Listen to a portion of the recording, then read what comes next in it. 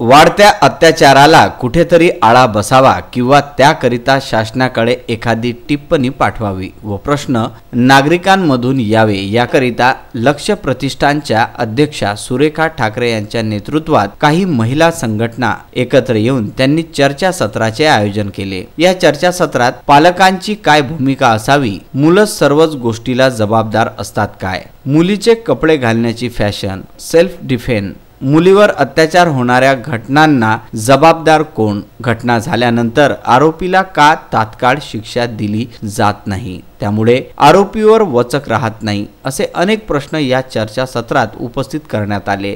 जे काही आपण इथून निवेदन किंवा पत्रिका जे तयार करणार आहे त्याच्यामध्ये जर आपण असं नमूद केलं की बा जे आपल्याला तूर्त दिसत आहे की हा व्यक्तीच गुन्हेगार आहे, अशा व्यक्तीचं 15 दिवसाच्या आत चार्जशीट तयार झाली पाहिजे, 2 महिन्याच्या आत त्याला सजा, जसं आपण म्हणता की फाशी दिल्यानंतर सुद्धा हा गुन्हा टळेल असं काही नाही, पण मला असं वाटतंय सर 2-4 लोकांना आपण फाशी देऊन दाखवली पाहिजे, तेव्हा लोकांना वाटेल की ही भीती तयार होईल आणि थोड्या प्रमाणात तरी आळा बसेल, म्हणजे आपण आपल्या याच्या निवेदनात ते लिहिलं पाहिजे। दुसरं आपण जे म्हटलं 15 दिवसात चर्चा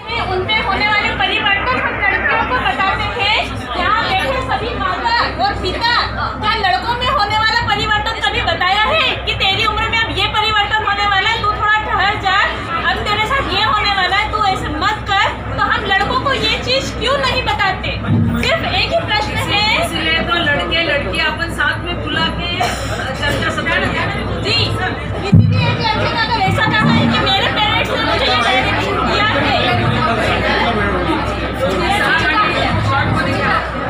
आपण सुरेखा देशमुख, मी प्रॉपर हिंगणघाट आणि हिंगणघाटहून ताईंनी हा जो कार्यक्रम ठेवला आहे, नाही म्हणायला शिका, नाही ऐकायला शिका आणि नाही पचवायला शिका, यात मी मुद्दाम हिंगणघाटची प्रतिनिधी म्हणून इथे आज आलेले आहे।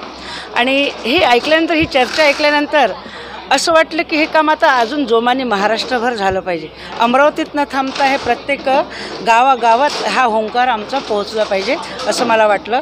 आणि दुसरी महत्त्वाची गोष्ट, मागाशी बोलताना मी माझं सांगितलं की आमच्या इथल्या वकील संघानं त्या आरोपीला वकीलच द्यायचा नाही असा फार मोठा निर्णय घेतला। मी अशी विनंती करेल अख्ख्या महाराष्ट्रातल्या वकील संघाला की अख्ख्या महाराष्ट्रात या आरोपीला वकीलच मिळू नये, काय होतं ते पुढे पाहू, कारण घटना एवढी दुर्दैवी आहे, पुन्हा दुसरी अंकिता होऊ नये एवढीच आमची इच्छा आहे। धन्यवाद। डॉक्टर रश्मी गजरे यवतमाळ येथून आलेली आहे। या चर्चासत्राचा जो सार निघालेला आहे ही सुरुवात आहे, हुंकाराची सुरुवात आहे आणि महिलांवर जे अत्याचार होतात, माझं एक वैयक्तिक मत आहे की समाजांच्या ज्या भावना बोथट झालेल्या आहेत त्या कुठेतरी संवेदनशील व्हावं समाजाने, आजूबाजूला काय सुरू आहे थोडंसं जरी हटकलं, थोडंसं जरी आपण संवेदनशील बनलं, ही माझी मुलगी आहे ही भावना ठेवणं आज समाजात सगळ्यात महत्त्वाचं आहे। त्या दृष्टीने सगळ्यांनी एक पेटून उठलं पाहिजे एवढीच माझी अपेक्षा आहे। धन्यवाद। माझं समुपदेशन केंद्र आहे, तर खूप साऱ्या महिलांचे आपल्या इथे प्रश्न आलेले आहेत की ग्रामीण भागामध्ये सुद्धा याचा अवेअरनेस नाही आहे, तर ग्रामीण भागामध्ये सुद्धा आपल्याला या स्टेजच्या माध्यमातून आपल्याला जसं शासनाच्या खूप साऱ्या योजना आहे, NRLM आहे, NULM आहे, त्या माध्यमातून त्या योजनेमध्ये आरोग्य शिकवलं जातं, शिक्षण शिकवलं जातं, उपजीविका शिकवल्या जाते। तर एक हा सेल्फ डिफेन्स, सेल्फ अवेअरनेस आणि स्वतःचं संरक्षण हा सुद्धा एक सर्व समूहांना हा विशेष खूप मेसेज चांगला आहे देण्यासाठी शासनाने याच्यावर सुद्धा भर दिला पाहिजे। युवकांनी कॉलेजमधून समुपदेशन केंद्रामध्ये जायला पाहिजे, त्यांच्या काही भावनिक त्यांच्या मनामध्ये जो गोंधळ आहे, किशोरावस्थामध्ये खूप सारे भावनिक गोंधळ मनामध्ये होतात, मुलींमध्ये सुद्धा भावनिक गोंधळ होतात, मुलांमध्ये सुद्धा भावनिक गोंधळ होतात, त्या गोंधळासाठी समुपदेशन केंद्र हे खूप चांगलं त्यांच्यासाठी मोटिवेशनल किंवा मग मार्गदर्शक असं केंद्र आहे। त्या या सर्व प्रश्नाच्या उत्तराकरिता विचारपीठावर सुरेखा ठाकरे, ABP माझाच्या सरिता कौशिक, अंबादास मोहिते, ॲडव्होकेट वर्षा देशमुख, पोलीस निरीक्षक नीलिमा आरज, डॉक्टर प्रांजल शर्मा, डॉक्टर वानखडे, प्राध्यापक अंजली ठाकरे, प्राध्यापक शोभना देशमुख, महावीर धुडधर, प्रेस अकॅडमीच्या माधुरी ढवळे, ज्योती वानखडे उपस्थित होत्या। अशी घातक कृत्ये होऊ नये याकरिता आपली वृत्ती बाजूला सारून संकट माझ्या दारावर, माझ्याही घरातल्या तारुण्यावर झडप घालण्यासाठी दबाव धरून बसले आहे। या जाणीवेने संकटावर मात शोधण्यासाठी ही एक सुरुवात महाराष्ट्रात प्रथमच अमरावतीमधून करण्यात आली। आजच्या सत्रामधला ना एक महत्त्वाचा पॉईंट इथे महत्त्वाचा वाटला, तो म्हणजे या ठिकाणी 3 पिढी आपल्याला दिसली, सासू, सून आणि मुलं ह्यांचं कम्युनिकेशन, 3 लोकांचं कम्युनिकेशन झालं।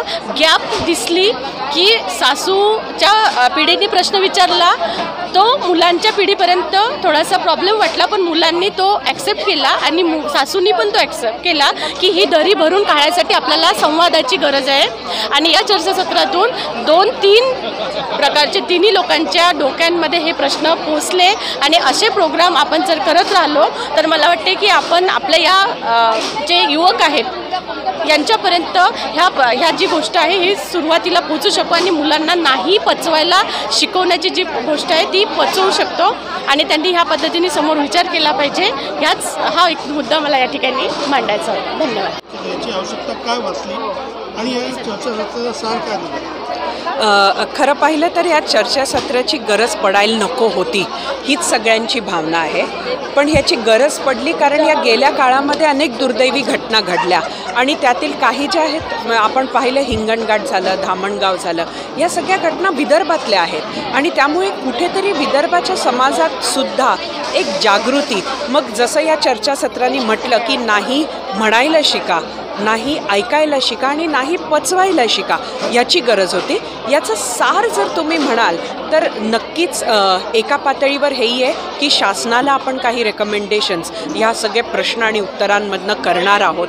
शिक्षणाच्या पातळीवर आहे, कायदा व्यवस्था, न्याय याच्या पातळीवर आहे आणि त्याचबरोबर समाजाच्या समोर काही प्रश्न आहेत, परिवाराच्या समोर काही प्रश्न आहेत, त्याच्यावर सुद्धा चर्चा झाली। त्यामुळे कुठेतरी पुढे परिवारसुद्धा इकडनं घरी वापस जाऊन काही आपल्या संपूर्ण व्यवस्थेमध्ये परिवाराच्या सुद्धा काही बदल घडवून आणला तर आपले मुलं मुली जास्त सुरक्षित असतील का यावर नक्कीच विचार करतील। त्यामुळे हा अंत नव्हता, ही चर्चासत्र ही एक सुरुवात आहे अशा गोष्टीची, त्याची समाजाला आज फार गरज आहे। आणि माझं असं म्हणणं आहे की आता जो रिस्पेक्ट म्हणजे जो आदर कमी होतो आहे तो आदर वाढला पाहिजे, जो आदर ठेवायला पाहिजे मुला मुलींमध्ये तो राहिला नाही आहे। आणि जे आपण कृत्य बघतो की वडीलसारखे सुद्धा लोक म्हणजे हे करतात, बलात्कार करतात किंवा जो मुलगी आणि वडीलमधला जो हे आहे नातं आहे ते जपायला पाहिजे। नाती कमी पडत आहे, नाती जपणं फार आवश्यक आहे असं मला वाटते। म्हणजे जर सगळ्यांनी नाती जपली तर हे प्रमाण कमी होईल। आणि प्रेम, एकतर्फी प्रेम म्हणजे काय हे सर्वांना कळायला पाहिजे। प्रेम म्हणजे जाळणं नसून एक प्रकारचा प्रेम म्हणजे त्याग असतो। तर मला बोलायचं आहे, मी विप्रा आळसपुरे, ग्रामीण भागात मी टीचर आहे, शिक्षिका आहे।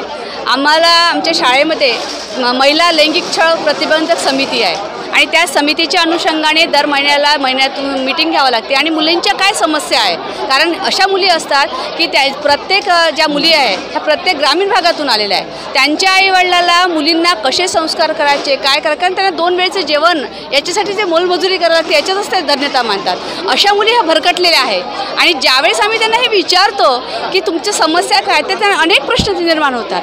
याच्यामध्ये प्रकर्षाने जाणवते की त्यांच्यामध्ये जे लैंगिक आकर्षण वाढत चाललेलं आहे यावर कुठेतरी आपण शैक्षणिक याच्यामध्ये कुठेतरी त्यात समावेश व्हायला पाहिजे आणि त्याची माहिती देण्यासाठी एक कमिटी नेमल्या गेली पाहिजे अशी माझ्या त्यापासून हे झाली आणि महिलांचीच असायला पाहिजे, कारण मुलींच्याच समस्या जास्त आहेत। खरं तर हिंगणघाटची घटना झाल्यानंतर ह्या सगळ्या चर्चा, आरोप प्रत्यारोप हे सगळं ऐकल्यानंतर आम्हाला असं लक्षामध्ये आलं की किती दिवस आपण ह्या सगळ्या चर्चा करत राहायच्या, याच्यावर मूळ उपाययोजना म्हणून आम्हाला काही करता येईल का? समाजामध्ये कुणाचं समुपदेशन करणं गरजेचं आहे, मुलाचं, मुलीचं, पालकाचं, प्रशासन अधिकाऱ्याचं, कुणाचं समुपदेशन काय, आईवडिलांचं कुणाचं करणं गरजेचं आहे। आणि मग मनामध्ये असा विचार आला की चूक कुणाची आहे हे शोधत असताना एक आपण चर्चासत्र घडून आणावं, ही संकल्पना आम्ही समोर आणली आणि यासाठी सर्व संघटनांना आव्हान केलं आणि आश्चर्य या गोष्टीचं की सर्व संघटना सोबत आल्या, जवळपास 25 संघटना याच्यामध्ये सोबत आल्या आणि मग टायटल ठरलं. त्या टायटलमध्ये हुंकार जळीत मनाचं हे टायटल आम्ही ठरवलं की सगळ्यांच्या मनामध्ये धगधग आहे, पण ही बाहेर काढण्याकरता, आवाज बाहेर काढण्याकरता कुठंतरी एका व्यासपीठावर एकत्र येण्याची गरज आहे आणि म्हणून हे चर्चासत्र आम्ही केलं. यामध्ये 3 गोष्टी प्रामुख्याने आम्ही ठरवल्या की या चर्चासत्रामध्ये मुलींचंच नुसतं समुपदेशन करायचं नाही किंवा आयांचं समुपदेशन करायचं नाही, पण मुलांचं सुद्धा समुपदेशन करणं गरजेचं आहे. म्हणून सगळ्या स्तरातली मंडळी या ठिकाणी बोलवली. त्याच्यामुळे प्राध्यापक असेल, इंजिनियर असेल, आमचे पोलीस अधिकारी असेल, प्रिन्सिपॉल असतील, अकॅडमीची लोकं असतील, ज्यांच्या मुलांचा प्रश्न येतो किंवा प्रशासनाशी ज्यांचा संबंध असतो, पोलीस खात्यातली मंडळी सगळ्यांना एकत्रित केलं. आणि आज आम्हाला अतिशय आनंद या गोष्टीचा आहे की एक भावनिक प्रश्नावर हात घालत असताना ही अमरावतीमधून सुरुवात करावी असं आम्हाला असं वाटलं की अमरावतीमध्ये सध्या हा राष्ट्रपतींचा जिल्हा आहे, संतांचा जिल्हा आहे. या जिल्ह्याने एक विचार दिला आहे आणि त्यानिमित्ताने महिला बाल कल्याण खातं हे आमच्या जिल्ह्यामध्ये आहे, त्याच्या मंत्री आमच्या जिल्ह्यामध्ये आहे. ही संकल्पना आम्ही समोर ठेवली आणि सर्वांनी प्रतिसाद दिला आणि आज मोठ्या स्वरूपामध्ये अकॅडमीची मुलं असेल, इंजिनिअरिंगची मुलं असेल, डॉक्टर्स असेल, ह्या सगळ्या मुलांनी या कार्यक्रमाला प्रतिसाद दिला. ग्रामीण भागामधनं पण मोठ्या प्रमाणात मुलं आणि मुलींनी याच्यामध्ये सहभाग घेतला आणि सुंदर अशी प्रश्न मुलांनी विचारली.